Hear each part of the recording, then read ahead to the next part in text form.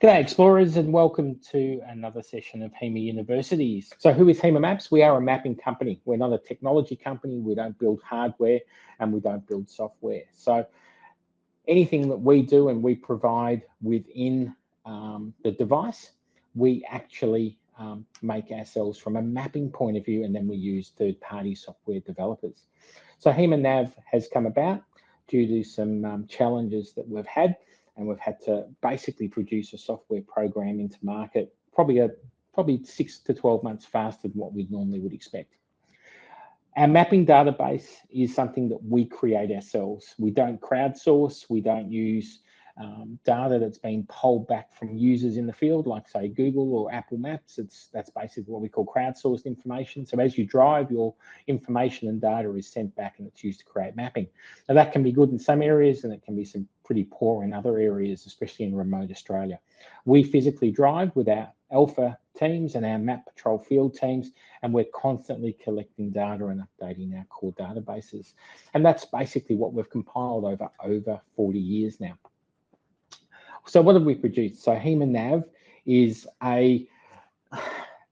forced by, unfortunately, some challenges that we had with our previous software developers. However, it's enabled us to start looking at things we've always wanted to do. One of those is the integration between turn-by-turn navigation within the Hema Core Explorer database. So when we look at Hema Nav, we've done a lot of things in terms of fixing some of the challenges that users have asked us for a long period of time, and also taking our product to where we feel the next step will be.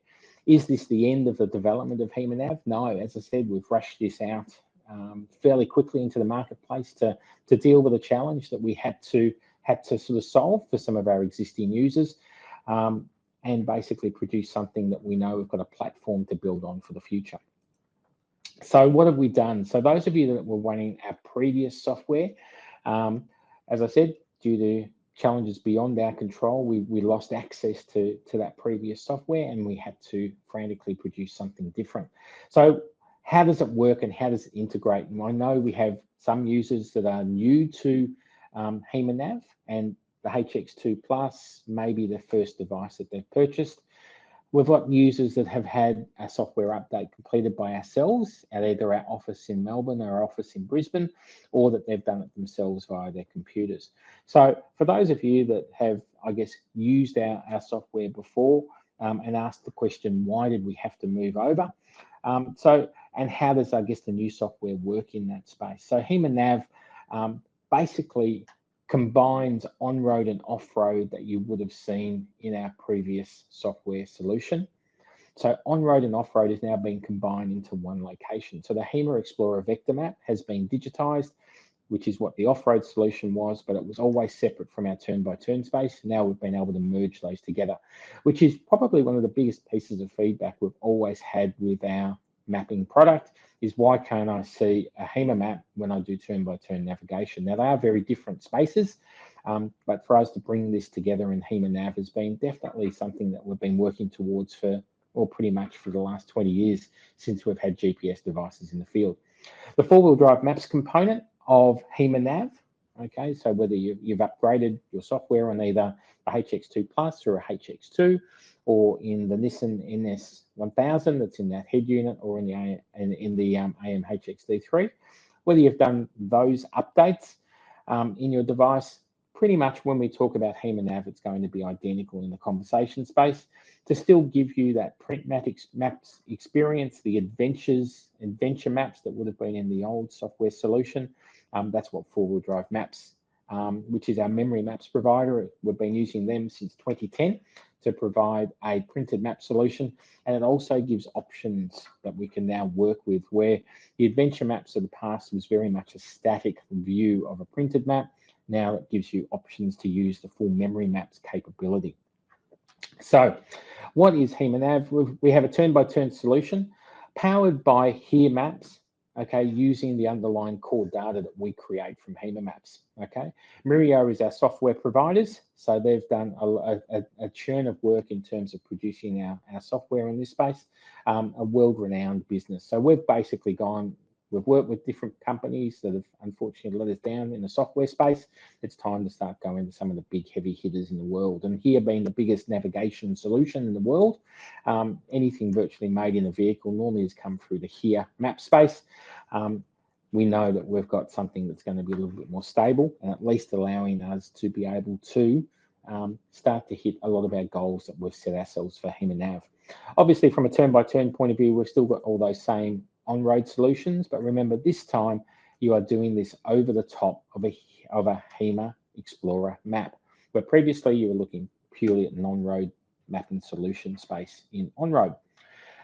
Hema Nav also adds something called track guidance. So off-road route guidance, the ability to plan an off-road guidance route has always been a challenge for us. We can't do it from a turn-by-turn sense because there's multiple challenges, I guess, in that space. Your driving conditions are not the same as when you're driving on a gazetted road in Australia.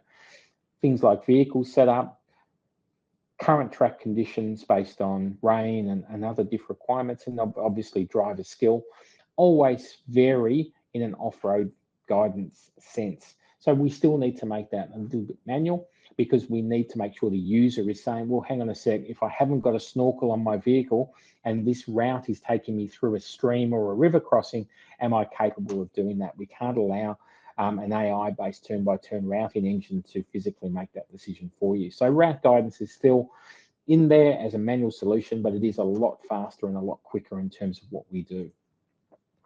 And then we've left our print maps there, but this way we've expanded that using our friends at Memory Map.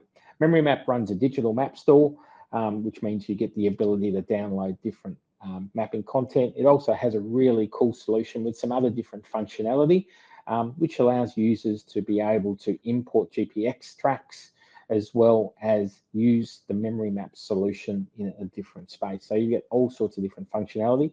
We actually do a full training session just on the four-wheel drive maps side of our Hema Nav solution. So make sure that you do that one.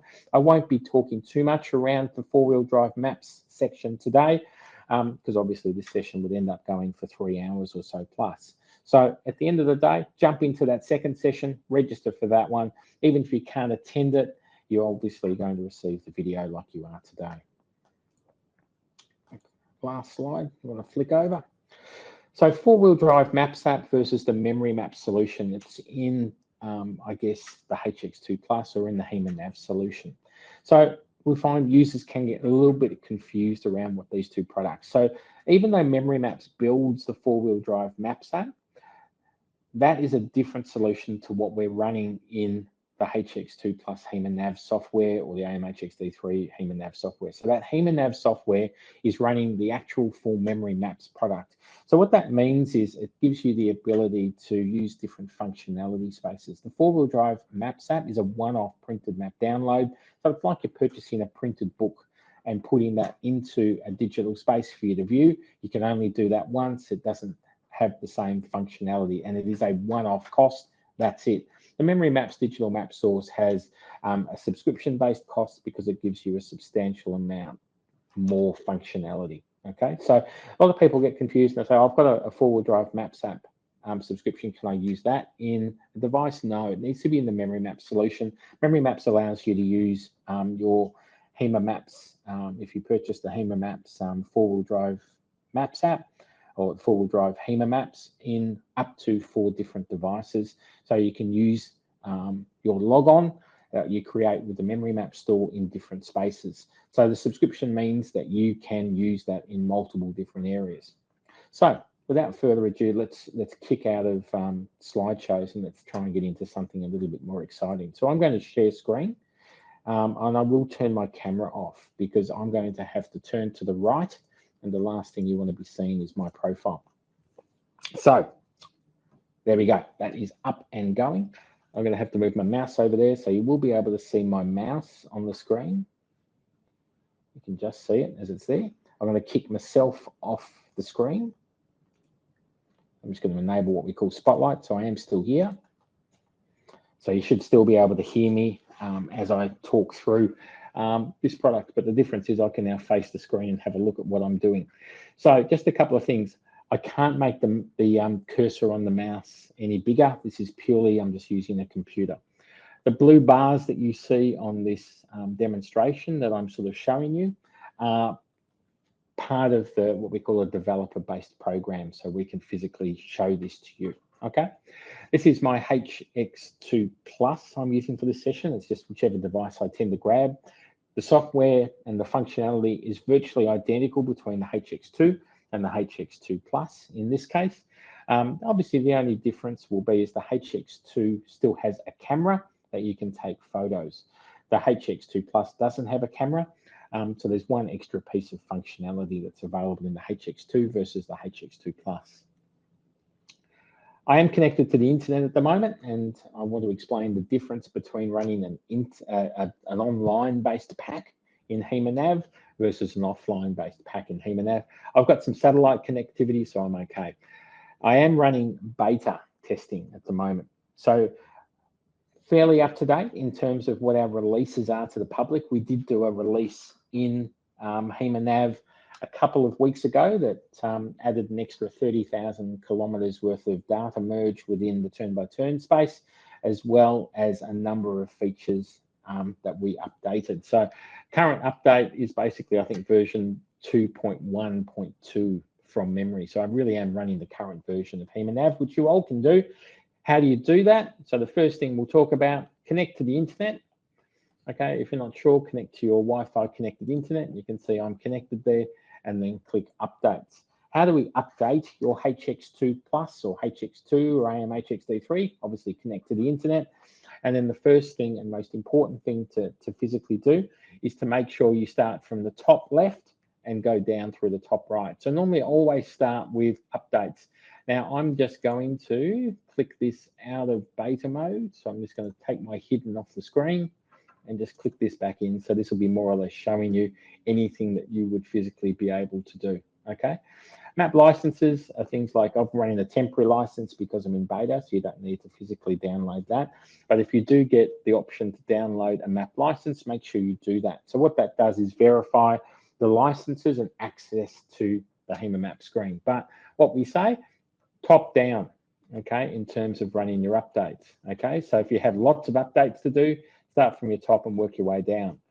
There's a couple of camera updates. This is a HX2 Plus, so I don't need to download the HX2 reversing camera, and I think I've already downloaded the HX2 reversing camera onto this. So I don't need to download it. If I do, great, but it's not necessarily going to do anything for me.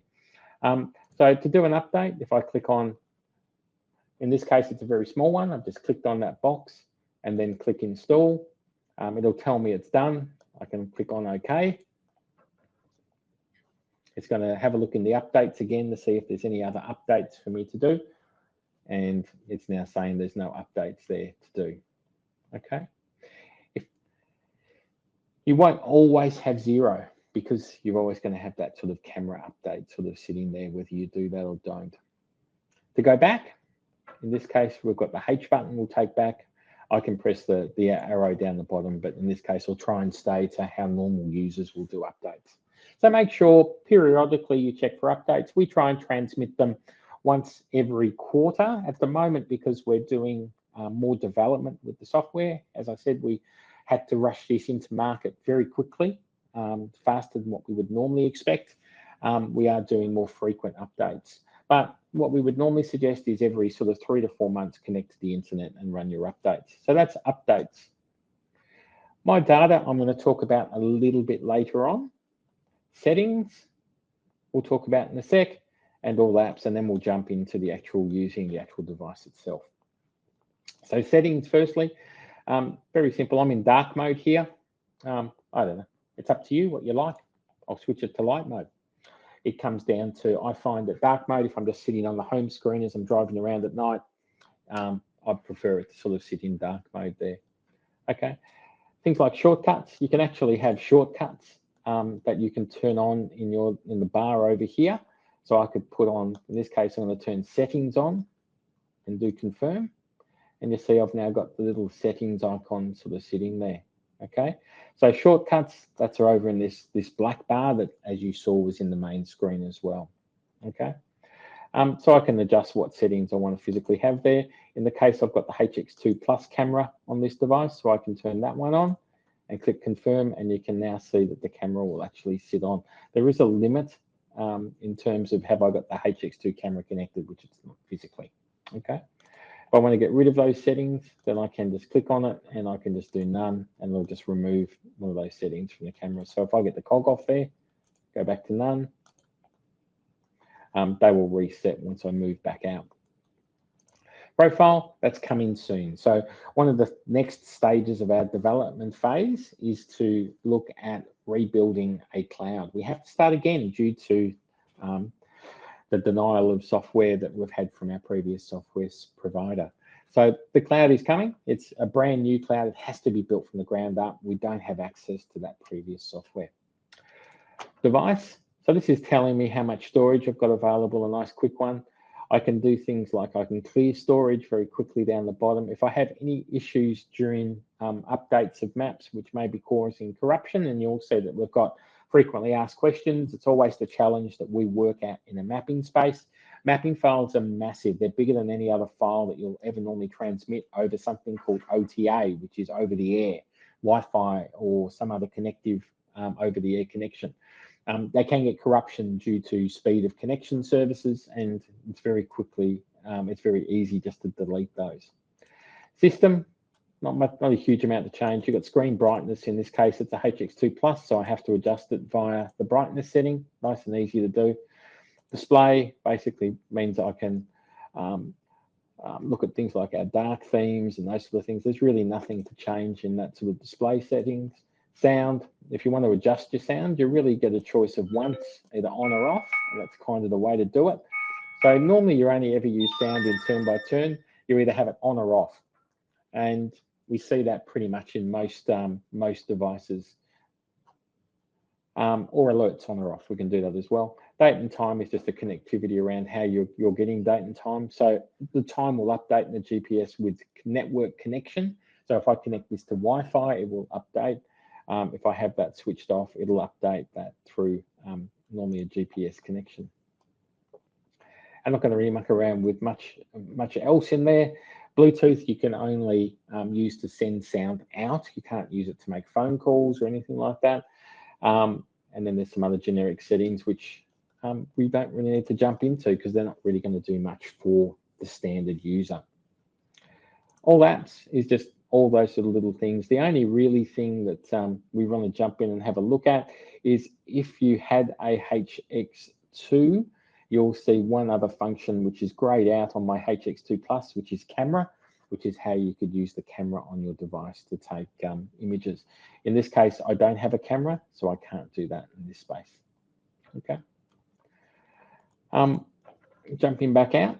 Let's jump into Hema Nav itself. So remember, Hema Nav is Hema Maps running with turn-by-turn navigation in an on-road space and Hema Guidance in an off-road space. And we'll have a look at how we use those.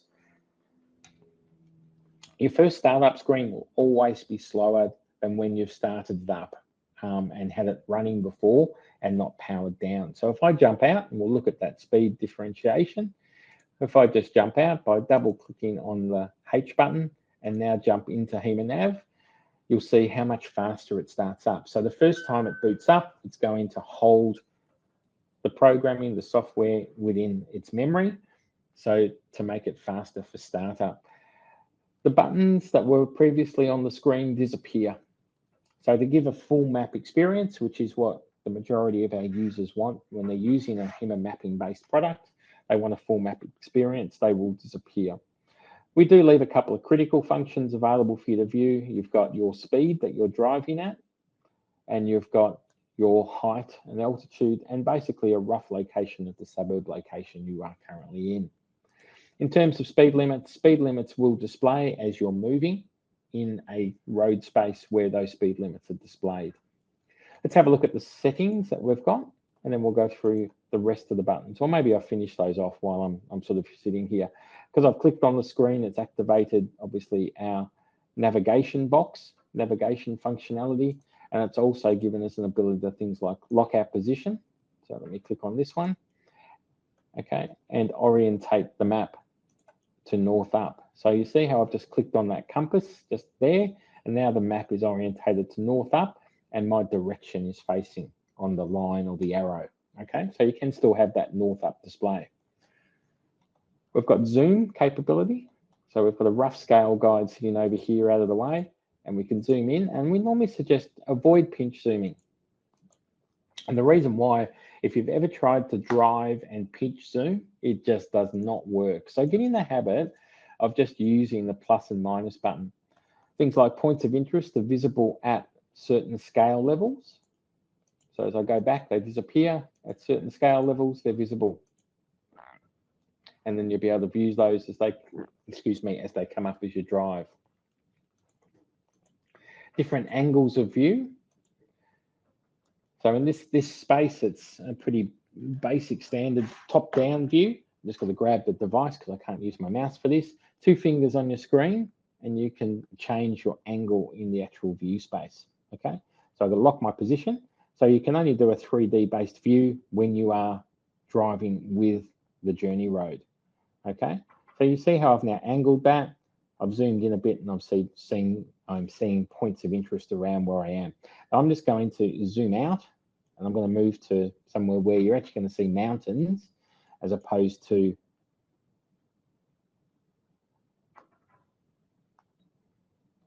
pretty flat terrain.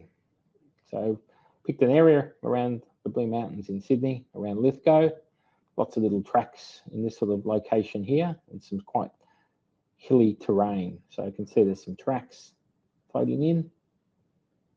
Now, if I do that same thing and move that in my 2 fingers up the screen, I can see that there's the track there that I was looking at, and I'm seeing a different view.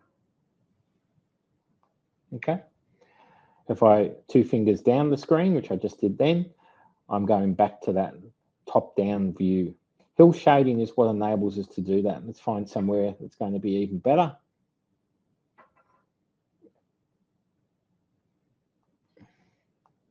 Maybe jump into the Victorian High Country, where it's going to be a whole section slab of mountain ranges.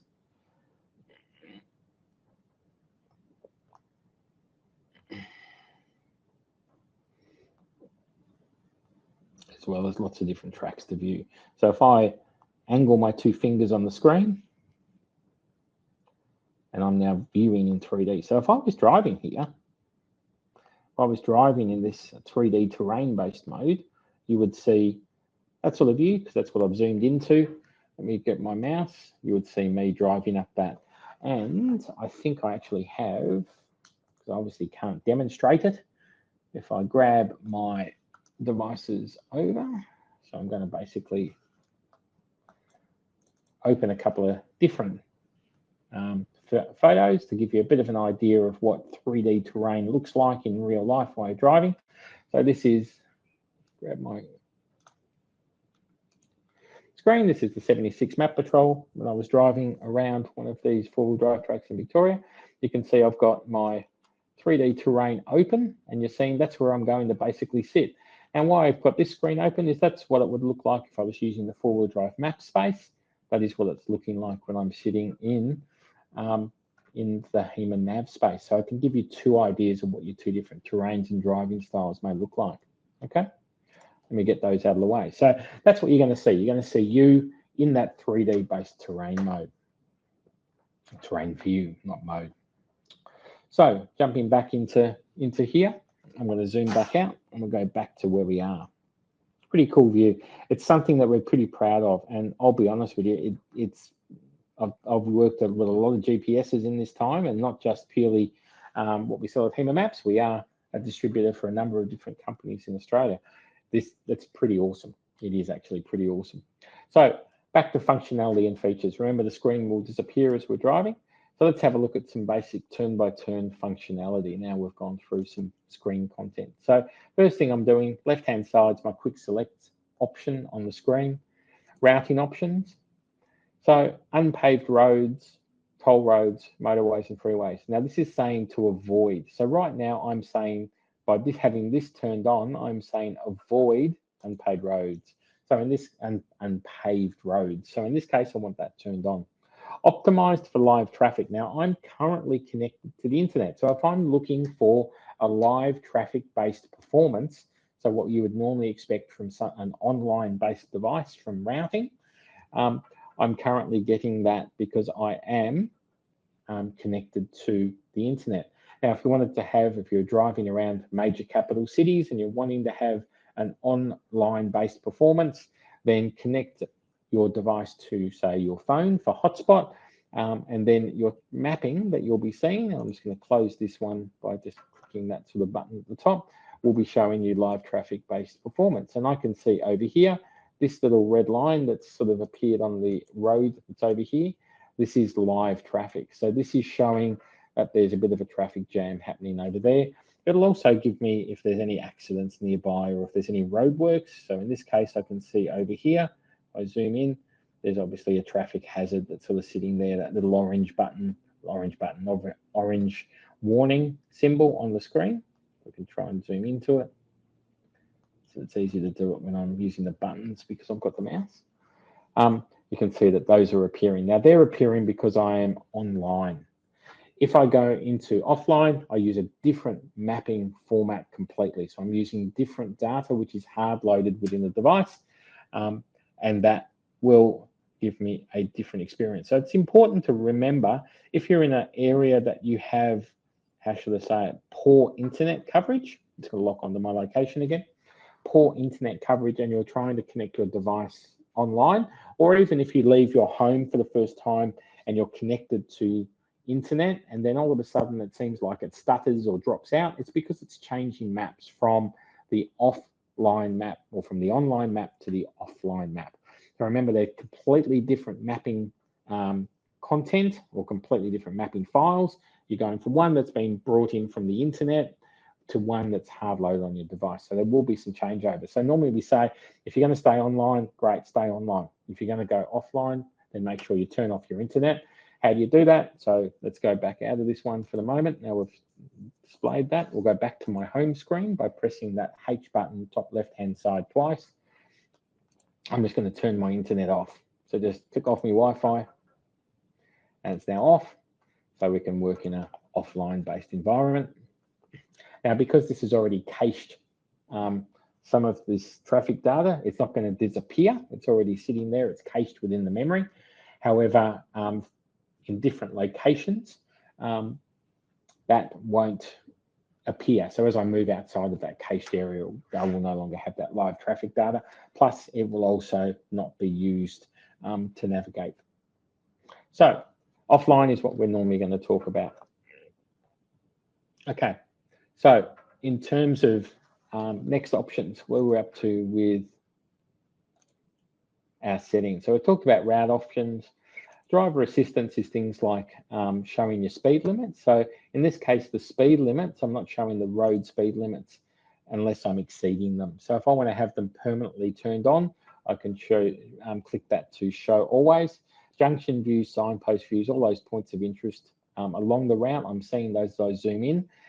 Those views are available really over here. These ones up the top when we've got turn-by-turn navigation ongoing.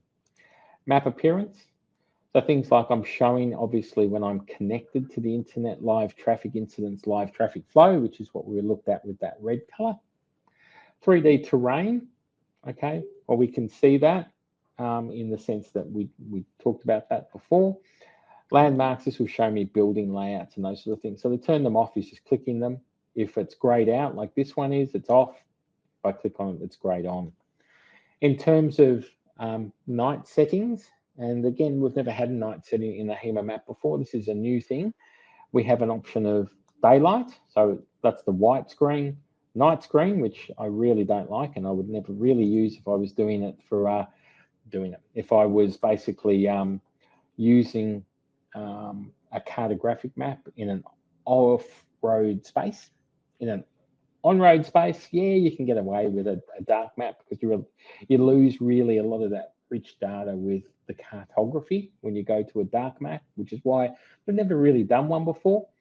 Or you've got this little 0 here, which is basically automatic. So if I click on the automatic option, hopefully it'll click on for me.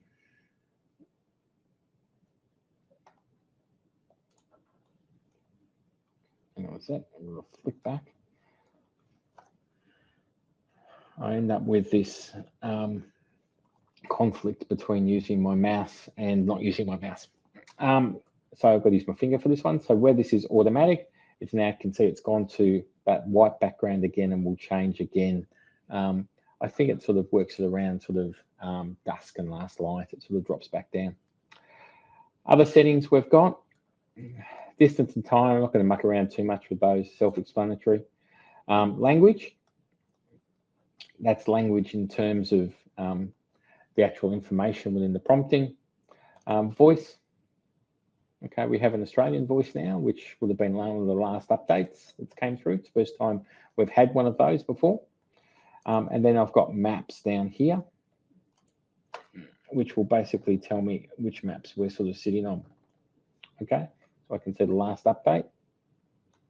So I can see how updated my mapping device was. Factory reset, if we need to reset all functions and features. About has a couple of cool little things besides copyright information. It has a GPS, which helps show you your directions. And that's actually the number of satellites I'm collecting. Seeing in the sky, not very good at the moment because I'm obviously indoors. So remember, accuracy of location is line of sight to the sky. It doesn't work very well if you're sitting in a building right now. Okay, and that's pretty much covers those features. We've got map, which is just a quick select for color change. As I said, I tend to be on dark if I'm just driving around normal streets, but normally light for everything else. And then sound. And as we were sort of saying, we find with sound is once you've set that initial volume, either have no sound or alerts only. People tend not to have a volume change. It tends to be, yes, I've set the volume for what works for me, and then I turn around and change it. Okay, in terms of features, how are we going? I'm running a little bit behind, but I'll see if I can catch up. So search. Search is pretty straightforward. So we're basically typing in addresses and those sort of things going forward. So at the end of it, we can basically just type in, and I'm just making an address up right now. I've typed in 4 Plain Street. Okay, remember I'm offline. As you saw me, I've taken this offline. So this is all hard loaded. Okay, in terms of the location, it's going to give me the closest location that matches the option that I've basically typed in. So in this space, it doesn't matter whether I type street. It doesn't matter whether I type court. Center's probably not good, but court. It's going to give me the best available option based on me typing in that information. So if I want more information, okay, you can see the more information I give it, the more accurate the response is going to be. But the whole thing is designed for a quick select.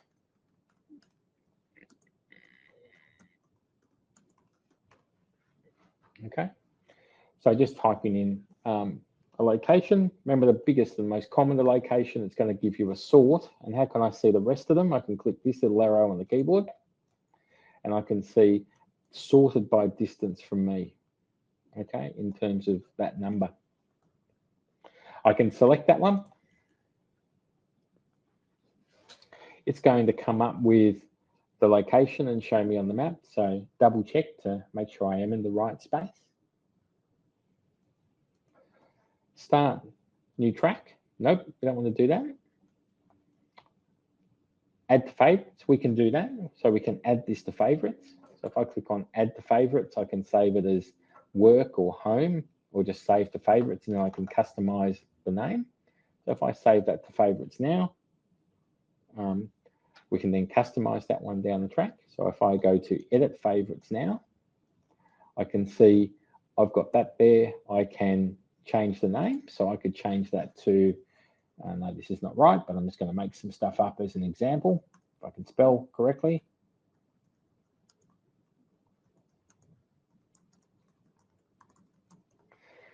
Okay, I can change that name.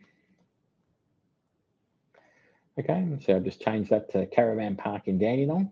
And the good thing about favorites, and I'll leave that sort of sitting there, okay, is I can then down the track, instead of having to look at search history, it's already going to be saved there. To navigate there, if I click navigate to, I've got some options in my routing. So I wonder if I can scroll down, I could use my finger on the device.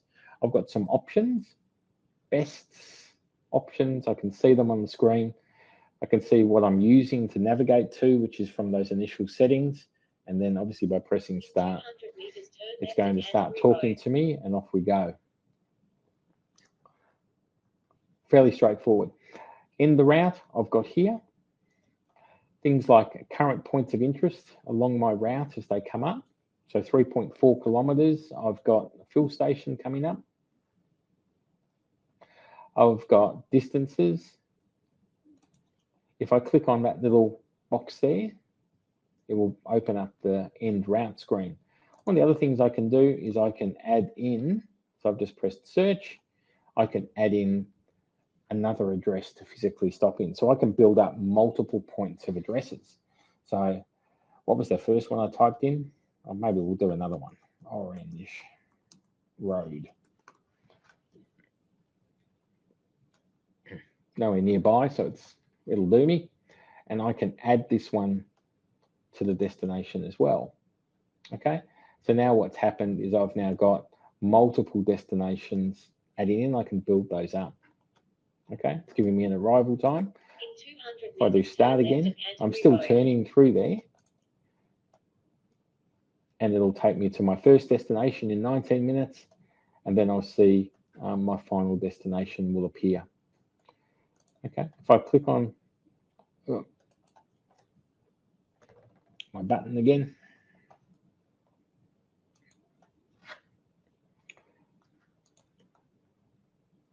now let me just click on this and long press on it. End route, we'll just end the route. One thing I was talking about was things like favorites. If I click on search, we'll just get rid of the keyboard there. I've got things like, we'll talk about tracks in a sec, and we'll talk about off-road guidance. Recent searches, so you can see the recent searches I've just done.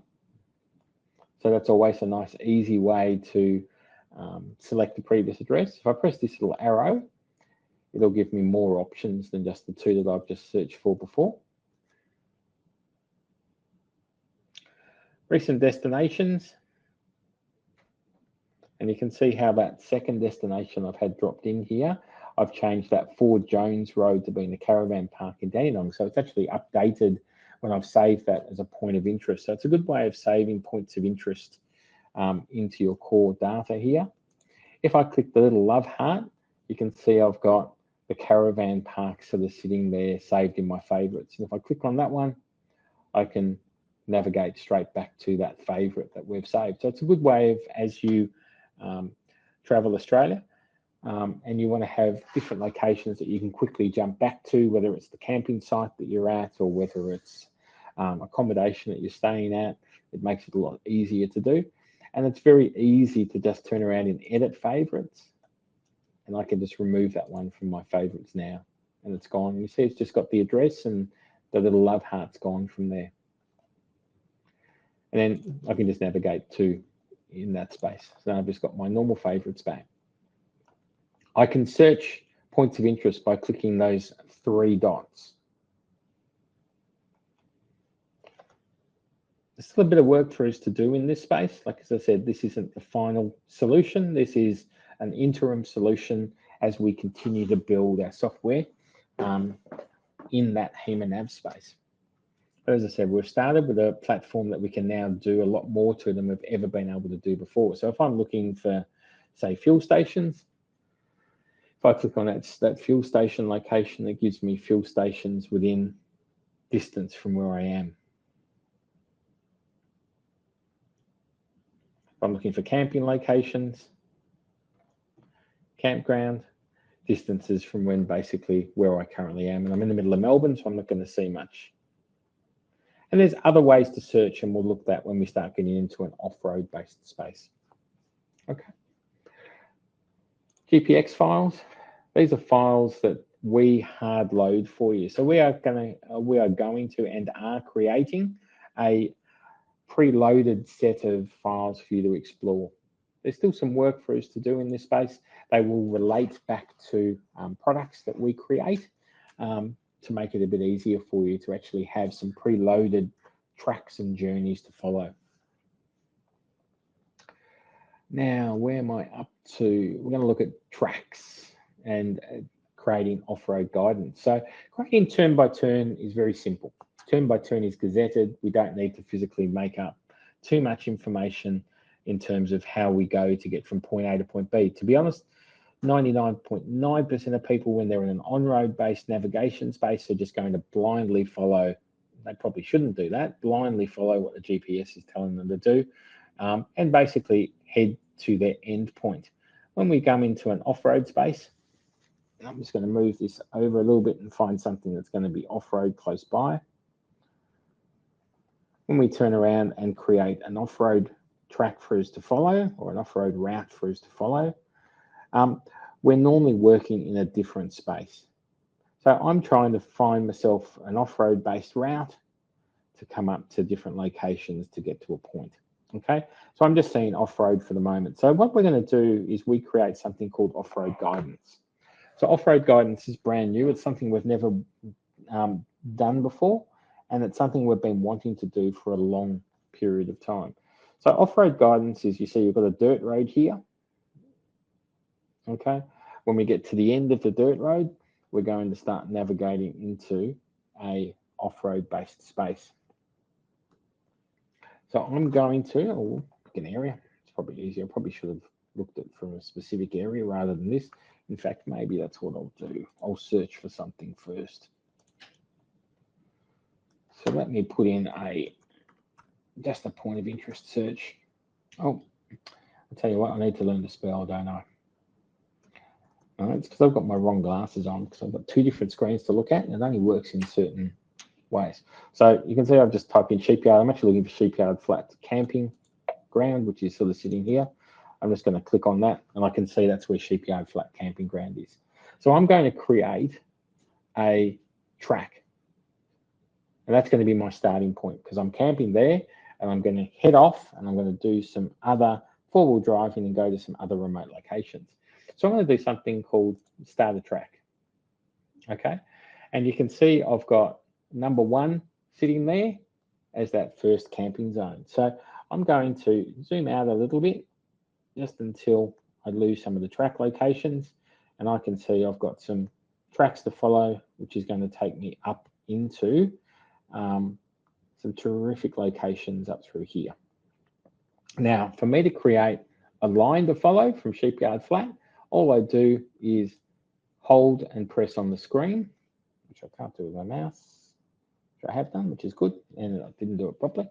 So I've done it twice, which will give me a good example. And you see what's happened is I've now got this blue line that's followed the track all the way to where I am there.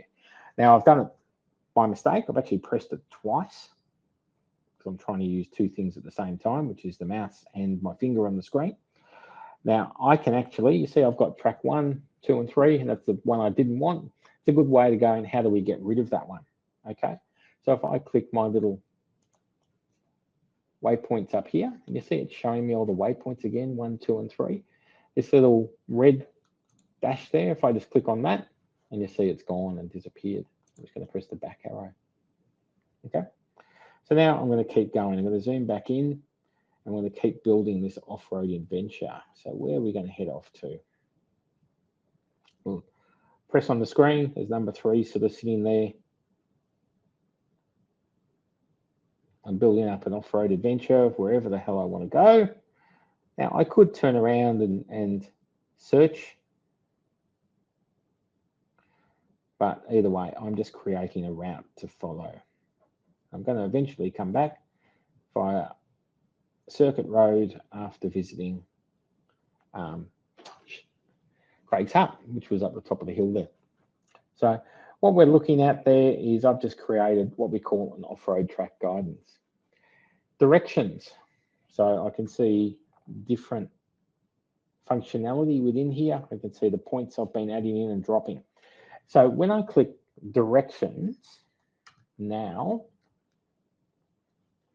Oh, just a couple of little things so I guess I've got my mouse back in the right screen. I'm in the wrong spot at the moment. A couple other things that you're seeing, we've got the track name up here. We've got our distance that we've traveled. It's currently saying 8 waypoints. It's giving us a rough idea of the difficulty rating, which is a really cool feature. That's a new feature that we added, which is giving an idea of how difficult it may be for you to travel with. When I do directions, it's going to calculate the route. And this is where it gets a bit cool, is it's calculating the route from where I am now to my first off-road waypoint. So if I do start now, it's going to create the route through there, and off we go. Okay. Now it's got a distance marker, so that's a straight line distance marker. In this case, that's a little bit irrelevant because obviously we're driving through the city, so we'll just be running with our turn-by-turn lines. Okay, that gives you a bit of a rough idea of how far it's going to be until you get to your first turn-by-turn. But realistically, we're in a turn-by-turn space, so we're running here. Okay. Now I'm just going to, in this case, end this route. Now remember, how do we do that? We just tap on the screen and it comes up with end route. Okay, and it's gone. Now, what we've done hasn't disappeared. It's still sitting there. How we do this is we are clicking on tracks. And if you look at today's date, that's still sitting there. So that's the 8 waypoints that we created. So I'm going to click on that one. And I've got that sitting here. Now, what functionality do I have? I've got the waypoint sitting there. I can do things like reverse track, which means instead of it starting at 1, it'll start at 1 over here, which may be more appropriate from a turn-by-turn point of view. I can edit it, so that will edit the points that are on there in that guidance space. I can add extra points. I can delete it, or in this case, I'm just going to rename it so I remember what it is. Again, hopefully I'm using the right buttons to press. So we're just going to write Sheepyard flat to Craig's hut. And that's pretty much what it is. All right. I don't need to save it at all because it's already on there. I've still got my elevation and those sort of things. Let me just close my keyboard so you can see a little bit more detail that's sort of sitting there. Functions I've got, I can zoom in and zoom out. So if I zoom into just the track, or zoom out for the whole view of where I am. Obviously, if I was up there, then the zoom out would be completely different to me being all the way back down in the office here today. Okay, so it's a nice little quick way just to zoom in and zoom out of the actual track itself. If I zoom in, I'm going to see that in greater detail. Okay, so normally what would happen is you would be using turn-by-turn navigation. You're going to come to your first start of your track location for off-road guidance. Turn-by-turn is going to leave you alone and you're going to start using off-road guidance. So that's where, when I go back to, I guess, those photos I was showing you before, and I'm just going to give you a detailed, not really detailed, but basically a view of what off-road guidance looks like when it's running in the real world. And I have no idea why it's zoomed in. I'm going to make this nice and big. So normally when I'm in an off-road guidance mode, that graph that we were seeing, which was showing, if I just grab my screen and pull that out, the graph that's sort of sitting there that's showing elevation profile. When I'm in an off-road guidance space, I'm seeing where I am in relation to the graph, which is pretty cool. So I can see how far through that guidance space that I'm on. I'm looking at how many kilometers I've completed and how many kilometers still remain. Okay, it's not going to give me turn left and turn right information, okay, because we need you guys to have assessed your track, but you're going to clearly see the direction of travel in regards to the blue line that you've created. Pretty straightforward, but it's always nice to see what that view sort of looks like as you're traveling. And I took this photo while I was driving. No, I didn't take the photo. I'm sure somebody else was in the car with me. So that's off-road guidance. So in terms of creating the off-road guidance space, it's a really cool functionality of the device. It does enable you to edit. So those arrows on there, I can swap those around in terms of which ways they go.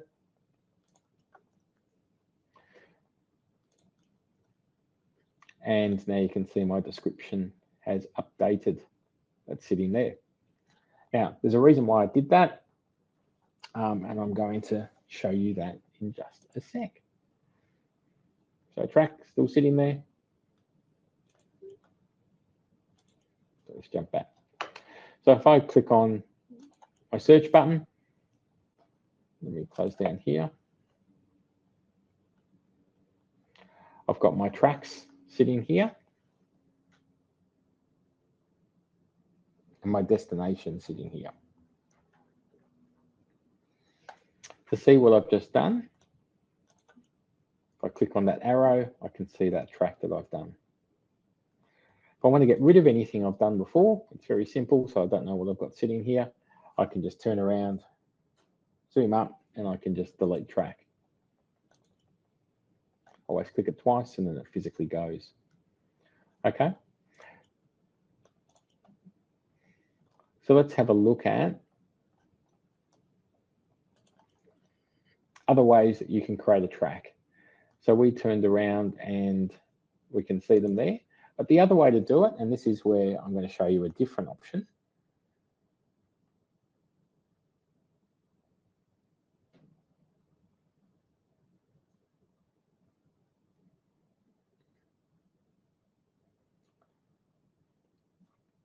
Just let me find somewhere away from the city. I should really probably have just searched, but it doesn't matter. I'm trying to avoid this without searching at the moment. There we go. Jump over here. I'm just going to zoom into this area. So other options. So if I, in the map screen where I basically am sitting right now, if I just long press with my button on the screen, I open up a couple of different things. So we talked about start track, which we just looked at. Other things that's really good to see is places nearby. So I've just put a point on the screen there. And what I've done is basically on that point, I've opened up all my points of interest as options.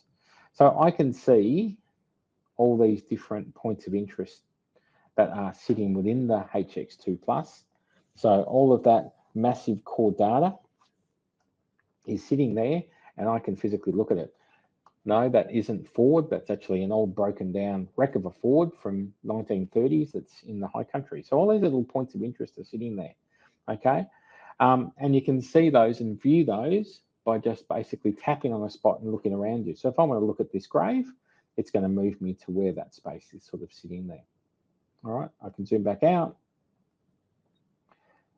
And then if I want to, I can build a route into that space from where it actually is, okay? Remember, if I want 3D view, 2 fingers on the screen, up the screen. Other little things that comes up when you view is things like the facilities and those sort of things within that space.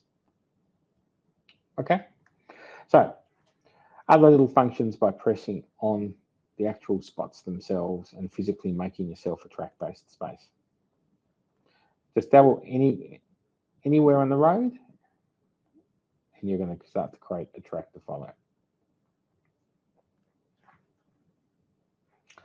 All right, let's jump back out because I want to show you one other little thing. So we're talking about some other functions and now we're going to jump into my data. And okay, this will be just about the end of where we get to, and then we can start looking at questions and review anything.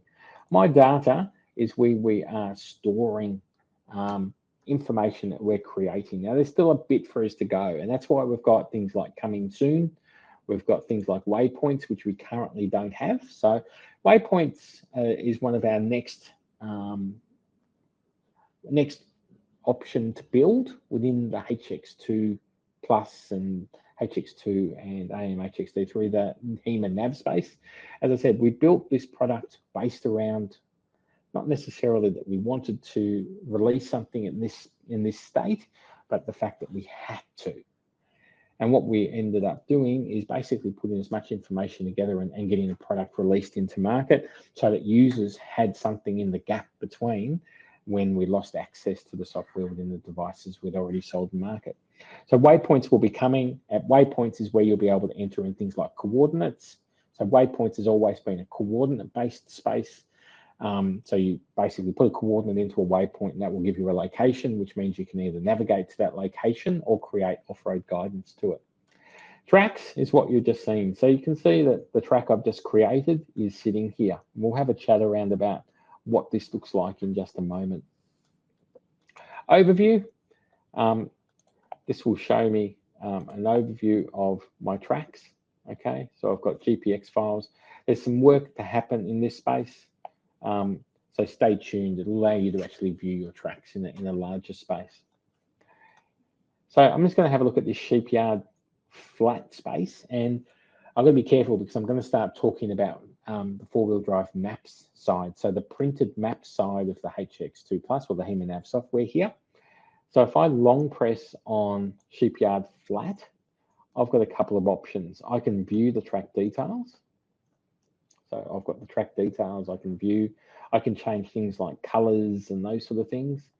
I'm going to change the track name. So this track name is different to what it was. This is the actual original save name, and I'll show you why in a sec. Now, this is jumping ahead into the next training session we do, because it's really cool just to talk about how you can use lots of different things in this space. I'm just going to save that, okay? So this is sitting there. If I long press on it, I can do some other things. I can view this in four-wheel drive maps, which is what we're going to do. I can delete it. And very soon we're looking at a way of actually being able to share the track to social media and those sort of things. So that's what that share functionality wants. If we're looking to import tracks and those sort of things, okay, in terms of waypoints, so if I jump back out in this space, back into overview, I can import GPX files here. So importing GPX files, this is an Android-based product, so it's just a matter of plugging the Android tablet into your computer and then dropping a file into your files, so you can search for your files if you want. So I can search for them, I can sort them, I can show internal storage, I can find a place where I'm physically seeing those files, and I can basically import a GPX file. We do a little bit more of that on our next training session, because this does vary by device. So if you're using a HX2 Plus, you have to import from a device, from a computer via plugging into a USB-A plug and the USB-C plug on the device. If you've got a HX2, you can actually do it via an SD card, okay? So if you've got your tracks saved on an SD card, you can import them in that form, okay? Remember, they need to be GPX file format that's appropriate to our device. But what I was going to look at was just a bit of a prelude towards using our printed map space. If I view that track that I've created for Sheepyard Flat in view in four-wheel drive maps, it's opening up the four-wheel drive map space. I can see the track I've created over a printed map space, and I can see the journey that's basically put in there, as well as those waypoint flags that are sort of sitting there. In the short term, in terms of creating waypoints, you can create them with coordinates in four-wheel drive maps. Jump into our training session with that, because we spend a lot more detail talking about the four-wheel drive maps side of the HX2 Plus, AMHXD3 or HX2, and will help you work, I guess, in the medium term as we start to build some more functionality into that Hema Nav software. So for the moment, I'm just going to exit out of this, but what I did want to show you is that the best way to create some off-road guidance is to use this or create the guidance in Hema Nav, and then if you want to see it in the four-wheel drive map space, it's quicker to actually just basically render it into the four-wheel drive map space. So Hema Nav, Hema mapping, working with turn-by-turn navigation as well as track guidance, your ability to create your guidance space as well as your turn-by-turn space in the Hema Nav. Okay, let's have a look around some questions. So I'm just going to give you guys a second to type any questions you would like. I'll try and, if I haven't explained something and you have typed a question, then at the end of it, I'll try and answer those. Remember, we are, oh, I'm able to put myself back on the screen as well. Where am I? Take me off Spotlight here. So I'll come back. Let's Spotlight. So I will try and answer where we are in our development space. Remember, these are unknown timeframes because we are working with software development and those sort of things. There's some really cool stuff planned. I'd love to be able to say today, this is what we have planned. All I can say is we're already at a position where we're doing things that we could never do before. We could never have interrelation on a turn-by-turn based product within off-road track guidance and using those spaces. Oh, actually, there's one thing I did forget. If you want to record your track while you're traveling, you do have your record button. So just click that once and it'll start recording your location, and you'll create a GPX file as well as you're driving and traveling. So that's now recording my location. You can see it's dropped the number 1 down there, so it's going to just create a track as I drive. To stop it, just click on it and then click cancel, or in this case, save, and then you can save a name. So if you want to record a track as you're traveling, then that's the easiest way to do it. So I did miss that. Okay, let's jump through these questions. And thank you very much for your time. I've taken an hour of your time. So we appreciate those that have run through our upgrade process. We hope that what we've produced and the feedback, and I saw a review before the other day from just somebody completely off the back saying that he'd just driven with Hema Nav from Melbourne through to Adelaide and a few different remote stop-off locations, and said he can't believe how much improved the speed, the functionality is now within Hema Nav, and he's looking forward to seeing our next development spaces. So what do we got? So I think we've answered 3D map view. So 3D map view. So if you're navigating and you're locked in the turn by turn, remember turn by turn is the device is controlling you. It's giving you, I won't say zombie-based instructions. It's basically telling you what to do. It's going to make decisions about whether it opens up lane merging and giving you that lane off-road lane solution, or whether it's going to zoom in or zoom out. Okay, so turn-by-turn navigation is different. When you're in an on-road space, you can adjust the zoom level that you want, and you can adjust around your 3D view by having 2 fingers on the screen and dragging them up and down. And for those of you that don't know, if you looked out my window right now, you would see a sunset. It's one of these cool little things. That's part of the daylight thing. So you get your different views when you're looking in dusk and dawn. It's actually pretty cool. Next question. Can north be locked? Yes, north can be locked. Okay, remember, if you're in turn by turn, if you're in a turn by turn navigation situation, you can't. Turn by turn is locking you to, as I said, it's basically giving you the direction that you need to follow. It's easy to follow direction when you are in a north lock, in a position lock viewpoint. And that's why it's viewing in for that lane guidance, and it's viewing back out for as you're approaching intersections. When you're in an off-road space and you're not relying on turn by turn, that's what those functionality differences that you start to talk about. If you want to lock yourself to north up, it's just what I've just done. You've seen I've clicked that compass button. Where's my mouse gone? It's over here. It's disappeared. Now you can see why I turned my view off, because I'm now looking at the screen that's next to me. It's now gone. Okay, but if I swing myself back around, if I lock my position back in by pressing that sort of button down here, you can see the compass is back. If I lock my position back on, I'm now locked into north. So I will navigate with the map locked to north and me navigating by direction. If I don't want that, if I press that little dot button down the bottom, that location lock button, it's now got me locked to north and the map's moving around me. So it comes down to your 2 different solutions that you're looking at. But when you are on turn-by-turn navigation, you can't do that because you are basically at the mercy of the device, which is why people always come back to us and they say, oh, can you show us cartographic mapping in an on-road based circumstance? And we've come up with that solution as best we can, and it's also why we use track guidance in an off-road space, not turn-by-turn, so that you have that functionality capability. How do we use coordinates? So things like the old camps book. So the old camps book is in an update at the moment, which is cool. Coordinates is coming. Jump into the 4-wheel drive map section of our conversation, which is, I think it's not next week, it's the week after. If you haven't registered for the four-wheel drive maps chat, make sure you do. Else, I think at the end of this session, you'll be taken back to our Hema University registration page, register for the four-wheel drive map section, and that's where we can definitely create waypoints using coordinates, as long as they're in the right format. And there's hundreds of different formats of coordinates, and what's in one book isn't necessarily correct, but I can show you how we create waypoints in that space. Okay, you'll be navigating in a different space. We are looking at obviously having points of interest coming across, and that's one of those functionality things still to come in Hema Nav.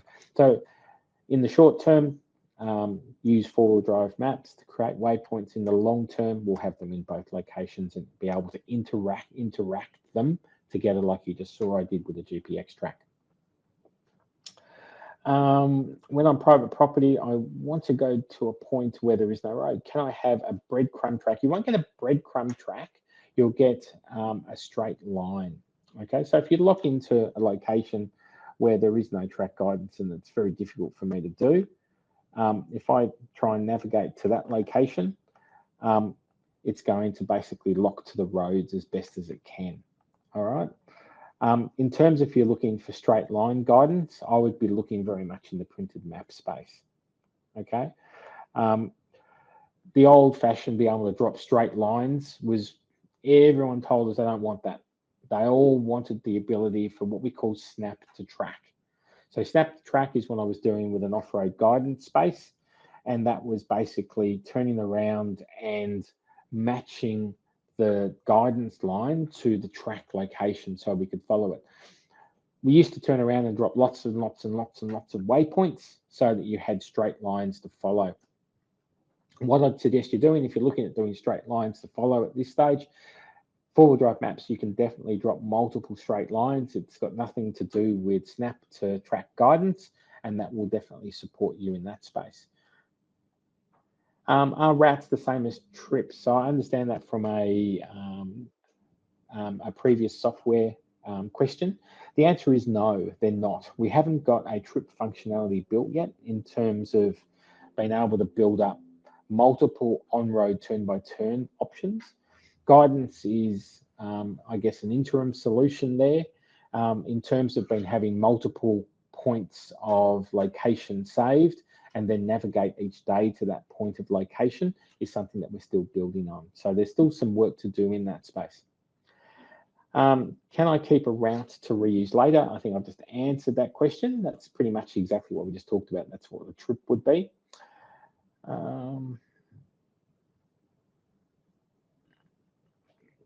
So again, we're trying to talk around away from, so the question is some of the functionality around sort of points of interest view. A lot of work still to happen in the points of interest view, okay? We've got them so we're showing a lot more.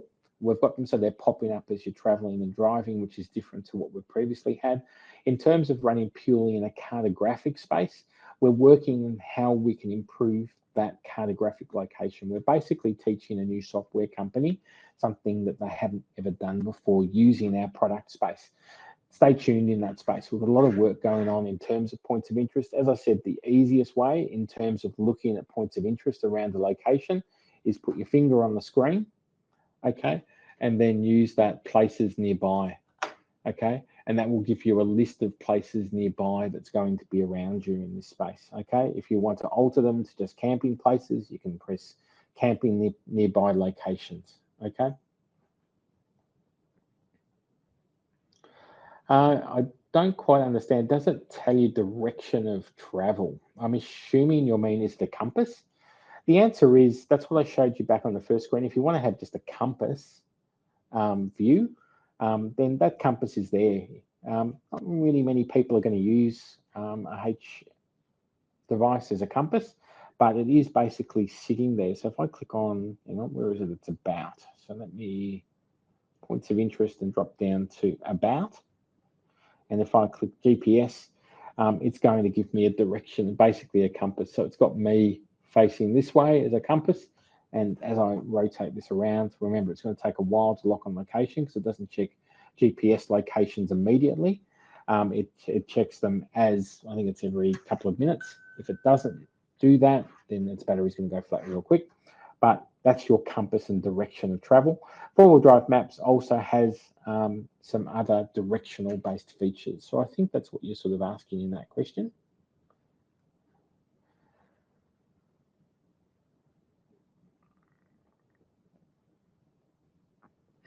So questions about what you had in the previous software.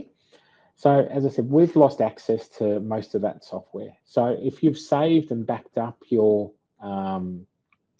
any GPX files that you've saved, as well as any of your points of interest, favorites, no. Favorites is not a point of interest, but waypoints and GPX files, if you've backed those up, you can import definitely the GPX files in now. The waypoints are still that work in progress. In terms of access to the previous software provider's cloud, there's some other things happening in the background that I really can't comment on. We're hoping that at some stage we may be able to get access back to that. It's really going to be up to a few other different scenarios that, hey, they're in a legal space that I can't really go into. How do I import a track from my PC to a device without removing the SD card? Just connect to the USB-C and then just follow normal Android protocols in terms of being able to access hard drives and those sort of things. Oh, I just about lost you all.